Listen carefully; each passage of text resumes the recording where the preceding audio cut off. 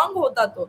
म्हणजे जर त्यांनी निक्कीकडनं लक्ष काढलं असतं, थोडासा स्वतःला वेळ दिला असता, निक्कीला थोडा वेळ कमी देऊन स्वतःच्या स्ट्रॅटेजीवर तो अजून कायम राहिला असता, त्याच्यावर जास्त त्यांनी प्रयत्न केले असते, तर मे बी तिकडे अरबाज आज गेला नसता. मला असं पर्सनली वाटते, कारण का अरबाजचा स्वतःचा गेम असा काही दिसत नव्हता. तो फक्त निक्कीचा तिथे डोरमॅट आहे, निक्की त्याला खेळवते, निक्कीच्या हातात त्याचा रिमोट कंट्रोल आहे, हे मी देखील खूप वेळा म्हणले आहे आणि ते दिसतच होतं. आपल्याला ते दिसत होतं. तसं होताना अरबाज तसा खेळताना आपल्याला दिसत होतं.